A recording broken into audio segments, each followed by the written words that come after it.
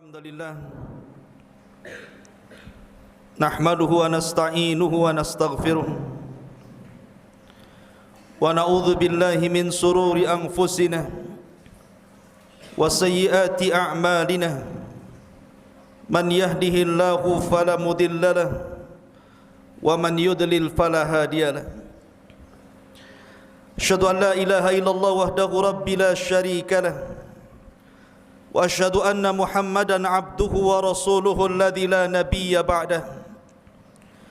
Qala Allahu azza wa jalla ya ayyuhalladzina amanu taqullaha haqqa tuqatih wa la tamutunna illa wa antum muslimun. Fa inna asdaqal hadithi kitabullah wa khairal huda huda Muhammadin sallallahu alaihi wasallam wa syarral umuri muhdatsatuha wa kullu muhdatsatin bid'ah wa kullu bid'atin dhalalah wa kullu dhalalatin finnar. Ajaranillah wa iyyakum minal bid'ah wad dhalalati wan nar. Ma'asyiral muslimin, jamaah Jumat yang dimuliakan Allah Subhanahu wa taala. Sebagaimana biasa sebelum khatib menyampaikan khutbahnya, usikum wa nafsi bitaqwallah. Marilah kita senantiasa meningkatkan takwa kita di hari Jumat ini. Tentu dengan berusaha untuk tunduk kepada perintah Allah dan menjauhi larangan-larangan Allah Subhanahu wa taala. Salawat iring salam marilah kita haturkan kepada Rasul kita Muhammad sallallahu alaihi wasallam. Allahumma salli ala Muhammad wa ala alihi wa sahbihi wa man tabi'ahum bi ihsanin ila yaumiddin. Ma'asyiral muslimin yang dimuliakan Allah Subhanahu wa taala.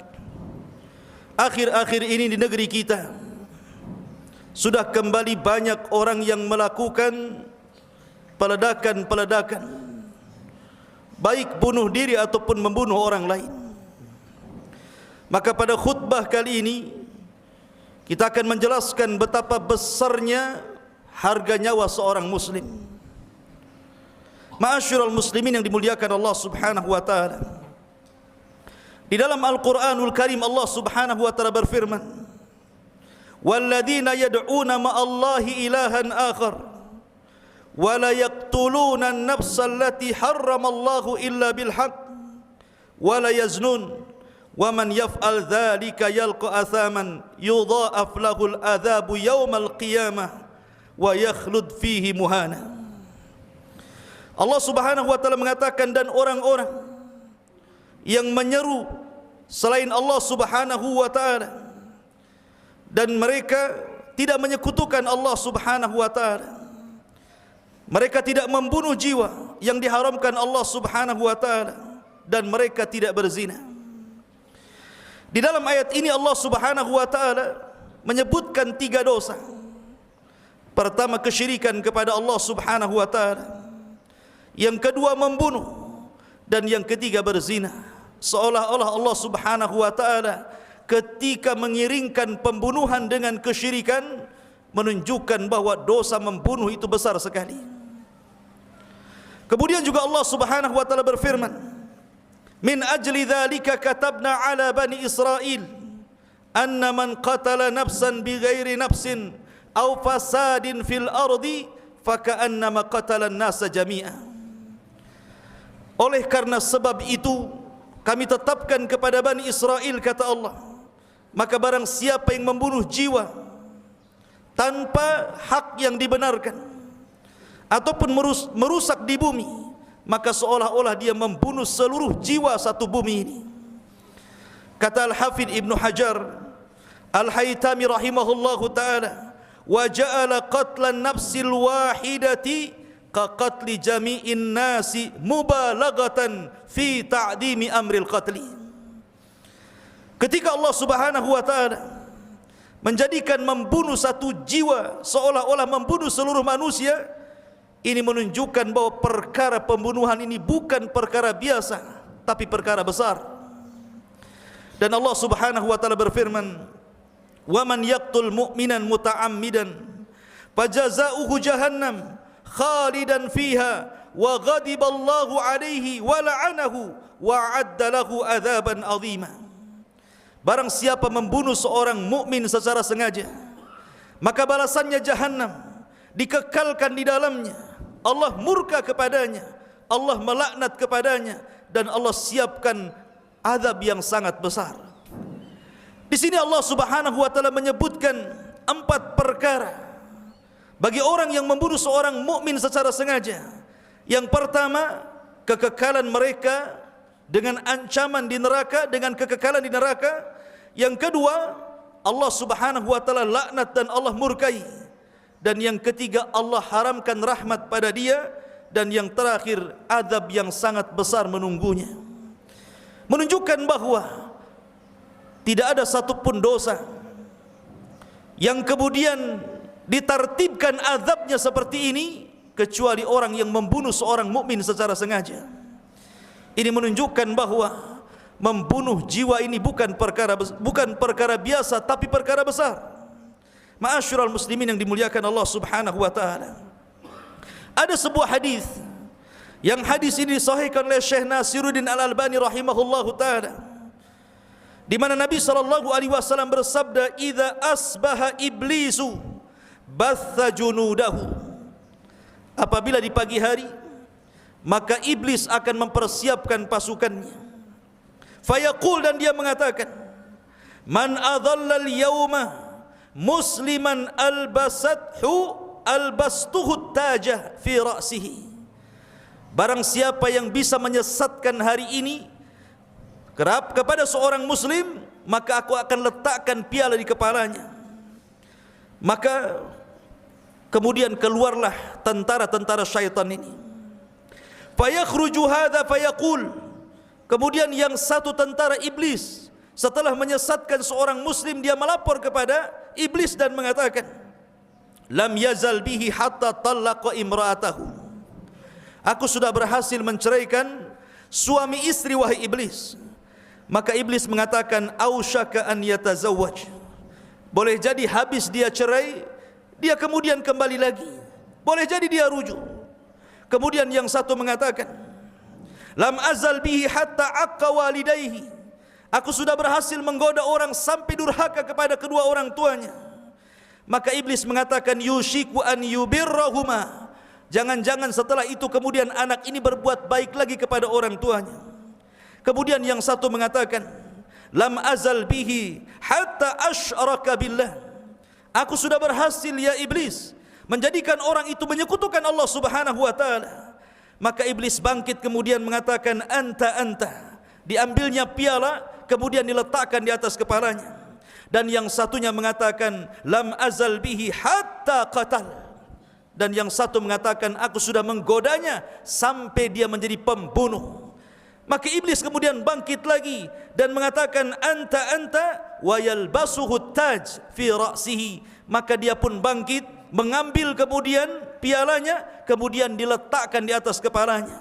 Dari sini menunjukkan bahwa para pembunuh itu sangat dicintai oleh iblis, dan mereka adalah pesuruh iblis. Ma'asyiral muslimin yang dimuliakan Allah Subhanahu wa taala. Di zaman Nabi sallallahu alaihi wasallam ada seorang sahabat namanya Usamah ibn Zaid radhiyallahu an. Usamah ibn Zaid ini dalam sebuah riwayat diutus oleh Nabi sallallahu alaihi wasallam dalam sebuah sariyah. Sariyah itu pasukan yang tidak dipimpin Rasul bersama beberapa orang Ansar. Dan Allah Subhanahu wa taala menangkan dalam perang itu, sehingga ada seorang musyrik yang lari tunggang langgang. Dikejarnya orang musyrik ini oleh Usamah ibn Zaid wa rajulun minal Ansar, dan seorang laki-laki dari Ansar. Kemudian setelah dia tidak bisa lari karena di hadapannya dikepung oleh 2 sahabat Rasul, maka bergeraklah orang Ansar mencabut pedangnya. Ketika hendak ditebaskan ke lehernya, orang musyrik ini tiba-tiba bersyahadat, asyhadu an la ilaha illallah wa asyhadu anna Muhammadar Rasulullah. Maka sang Ansar pun kemudian tidak jadi membantainya, kemudian memasukkan kembali kepada sarungnya pedangnya. Tiba-tiba Usamah bin Zaid penasaran ketika itu, kemudian menghadap seorang musyrik yang sudah bersyahadat itu. Kemudian diambilnya pedangnya. Tiba-tiba dia mengulang membaca 2 kalimat syahadat, asyhadu an la ilaha illallah wa asyhadu anna Muhammadar Rasulullah. Usama menyangka orang ini sedang tipu-tipu dalam peperangan, sehingga kemudian Usama menebas orang ini kemudian meninggal dunia. Kabar ini sampai kepada Nabi SAW.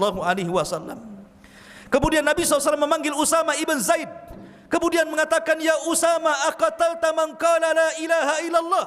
Wahai Usama, apakah engkau sudah membunuh orang yang mengucapkan kalimat la ilaha illallah? Kata Usama, benar wahai Rasul, tetapi saya punya alasan. Karena ini dalam peperangan, bisa jadi kemudian dia berbuat makar karena takut dengan pedangku, kemudian dia mengucapkan 2 kalimat syahadat itu. Kata Nabi SAW, ya Usama, afala syaqaqta an qalba? Sudahkah kau belah dadanya sehingga kau mengetahui isi dadanya? Apakah dia mengucapkan karena ingin masuk Islam atau karena takut kepada pedangmu? Maka Usama terus meminta i'tidar, meminta udur kepada Nabi SAW, sampai-sampai Nabi SAW bersabda, ya Usama, kaifa tasna bila ilaha illallah idza ja'atka yaumal qiyamah? Wahai Usama, apa yang akan kau pertanggungjawabkan di hadapan Allah bila kalimat la ilaha illallah menghadap Allah, kemudian dia mengatakan bahwa engkau adalah pembunuh orang yang mengucapkannya? Maka Rasul terus mengucap kalimat itu, sampai-sampai Usama ibn Zaid mengatakan, laitahu aslamtu yauma idzin. Aku mengharap bahwa aku baru masuk Islam ketika itu, karena biasanya orang yang masuk Islam Rasul tidak semarah itu. Tapi bagaimana Nabi SAW mensikapi orang yang dibunuh oleh Usama setelah mengucapkan kalimat la ilaha illallah? Padahal orang ini tidak pernah salat, tidak pernah puasa, tidak pernah zakat, tidak pernah beribadah. Dia seorang musyrik yang kemudian terlibat dalam peperangan.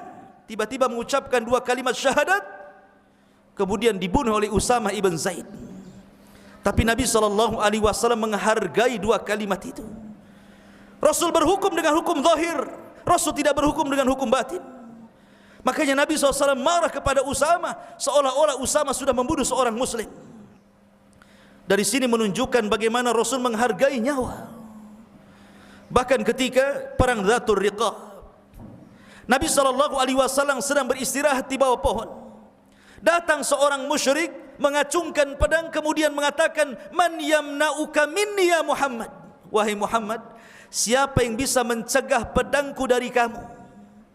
Maka Nabi SAW mengatakan, Allah yamna'uni, Allah yang akan mencegah pedangmu dariku. Maka gemetarlah seorang musyrik ketika mendengar lafzul jalalah, lafaz Allah dikumandangkan Rasul. Tiba-tiba kemudian jatuh pedangnya, dan Rasul pun menyambarnya, kemudian berbalik dan mengatakan, man yamna'uka minni ya fulan? Sekarang siapa yang bisa mencegah dari pedangku wahai fulan? Maka Nabi SAW melihat orang itu ketakutan. Nabi SAW menawarkan agar dia masuk Islam, tapi dia enggan.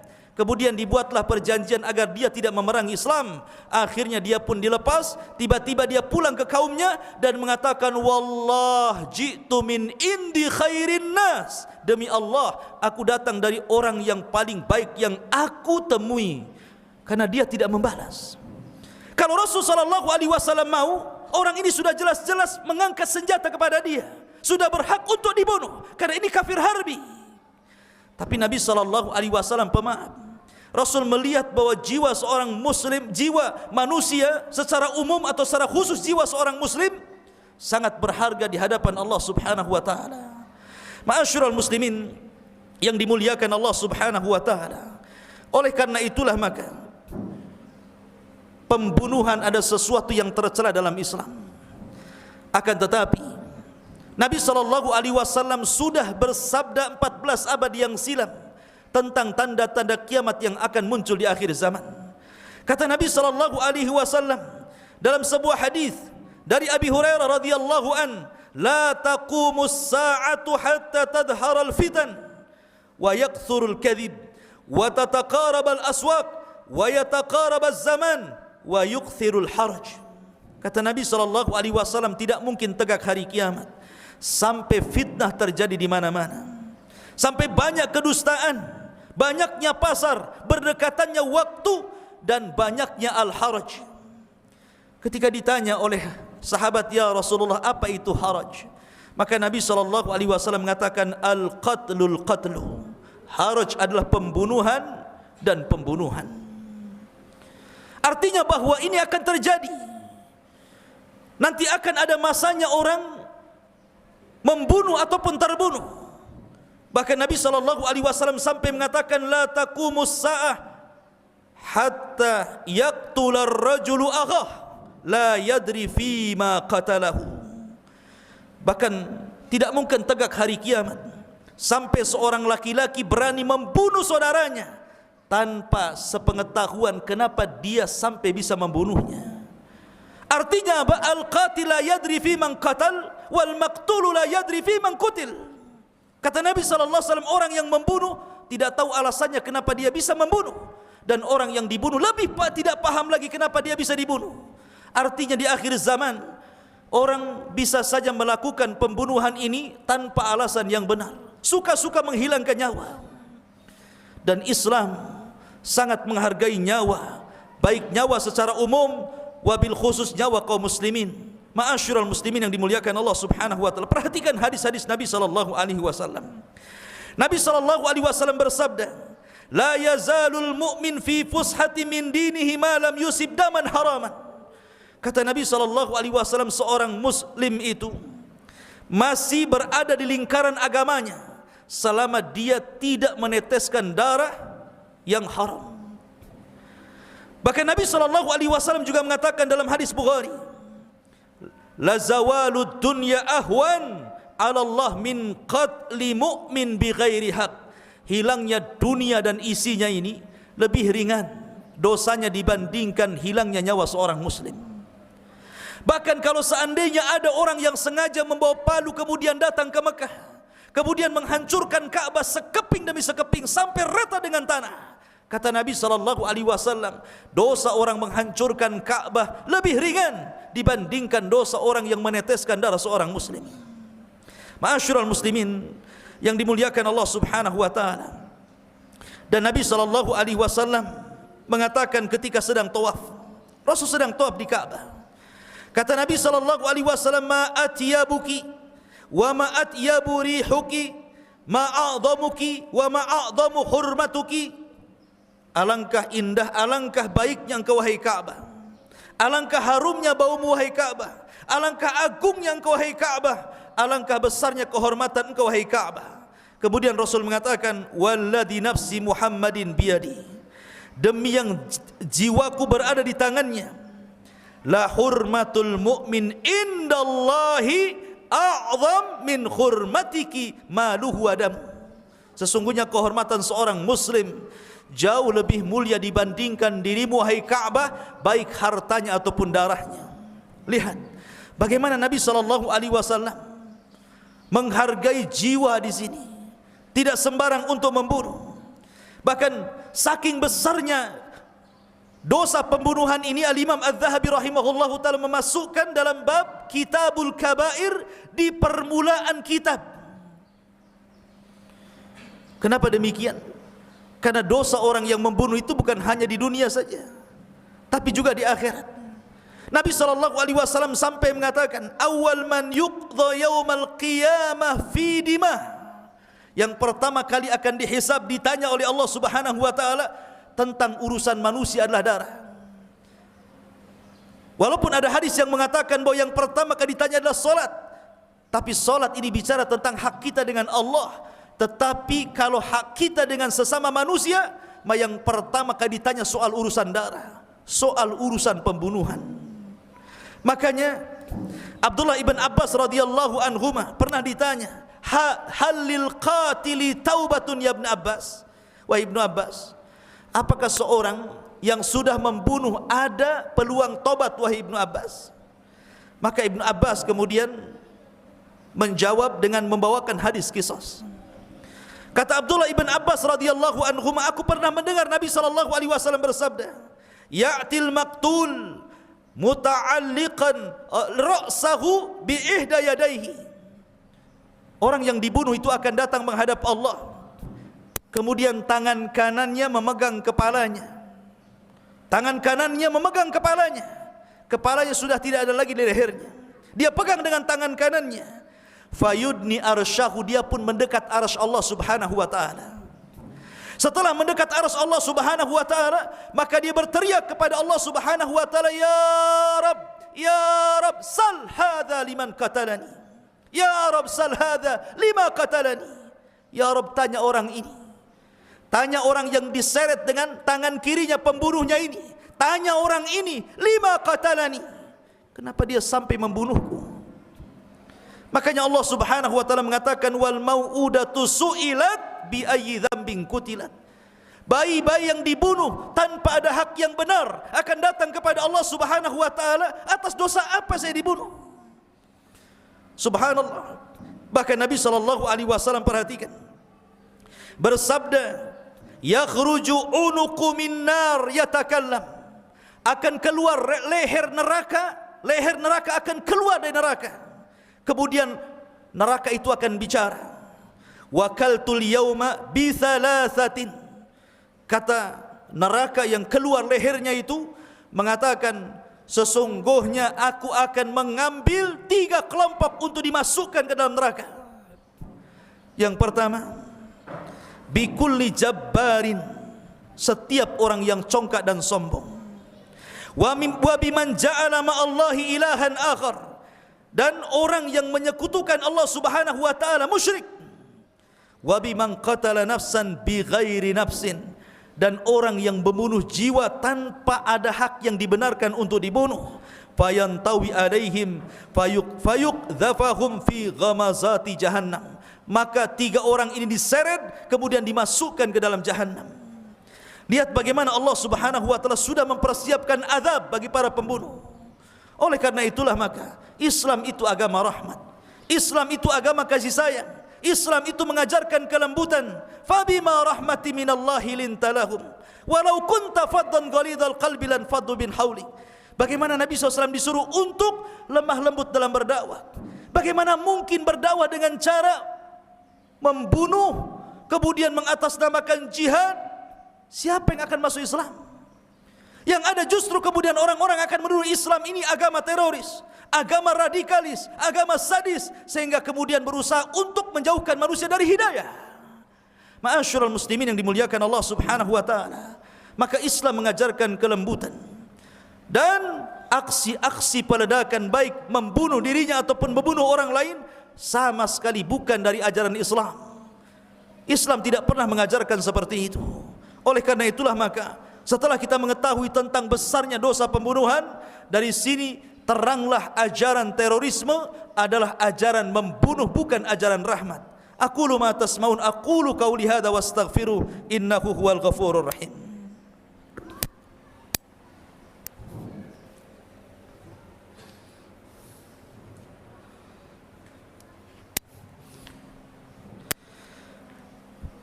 Bihamdillahi wassalatu wassalamu ala Rasulillah wa ala alihi wa sahbihi wa mawalah wa la hawla wa la quwata illa billahi wa ba'du. Nabi SAW pernah bercerita tentang seorang wanita yang masuk neraka gara-gara seekor kucing. Nabi SAW bersabda, "Udzibatil mar'atu fi hirratin habasatha hatta matat." Allah Subhanahu wa taala mengadab seorang wanita gara-gara seekor kucing yang ditahannya sampai seekor kucing itu mati. Fadakhalat fiha an-nar. Allah masukkan wanita ini ke neraka. Kenapa? La hiya at'amatha wa saqatha id habisatha wa la hiya tarakatha ta'kulu min khashasil ardi. Karena wanita ini tidak memberi makan kucing itu, tidak memberi minum kucing itu, malah kemudian menahan kucing itu, akhirnya dia makan rayap-rayap dinding, kemudian dia mati. Kata Nabi SAW, "Udzibatim ra'atu fi hirratin habasatha." Wanita ini akan diadab lantaran kucing yang ditahannya. Lihat, kalau seekor kucing dibunuh saja menjadikan orang yang membunuh kucing itu masuk neraka, bagaimana pula yang dibunuh itu manusia? Makanya Nabi SAW pernah marah dalam hadis Sa'id ibn Zubair. Suatu ketika marra Ibnu Umar bifityati min Quraisyin qad nasabu tayran wa hum yarmunahu. Kata Sa'id ibn Zubair, dia mengatakan, dari seorang sahabat Ibnu Umar radhiyallahu an lewat di sebuah anak-anak muda yang sedang melempari burung, dan burung itu diikat dalam tiang, dilempari batu sampai mati. Akhirnya kemudian Nabi SAW pun melaknat mereka, melaknat dengan mengatakan, la'anallahu man fa'ala hadza, la'anallahu man fa'ala hadza. Semoga Allah melaknat orang yang melakukan ini, semoga Allah melaknat orang yang melakukan ini.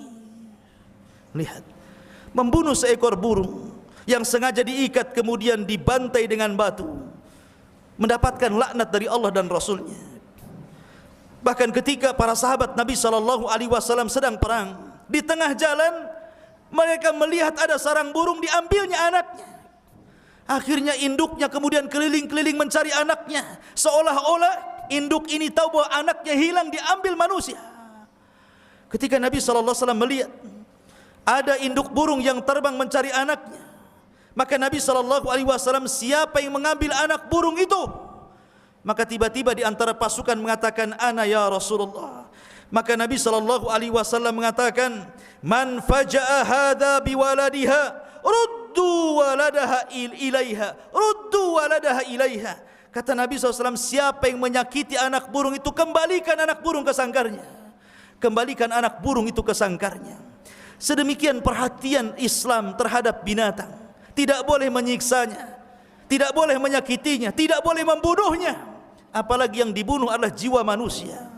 Ma'asyiral muslimin yang dimuliakan Allah Azza wa Jalla. Oleh karena itulah maka kita sangat mengecam aksi-aksi membunuh diri, aksi-aksi pembunuhan, karena itu bukan bagian daripada Islam. Innallaha wa malaikatahu yusalluna 'alan nabi ya ayyuhalladzina amanu sallu 'alaihi wa sallimu taslima. Allahumma ighfir lil muslimina wal muslimat wal mu'minina wal mu'minat al ahya'i minhum wal amwat innahu qaribun mujibu da'wa ya qadiyal hajah. Allahumma arinal haqqa haqqa warzuqna ittiba'ah wa arinal batila batila warzuqna istinabah. Allahumma aslih wulata umuril muslimin, Allahumma aslih wulata umuril muslimin, Allahumma aslih wulata umuril muslimin. Rabbana la tuzigh qulubana ba'da idh hadaitana wa hab lana min ladunka rahmatan innaka antal wahhab. Rabbana atina fid dunya hasanah wa fil akhirati hasanah wa qina adzabannar. Wa sallallahu ala nabiyyina Muhammad walhamdulillahi rabbil alamin. Qumu lis salatil jum'ah rahimakumullah.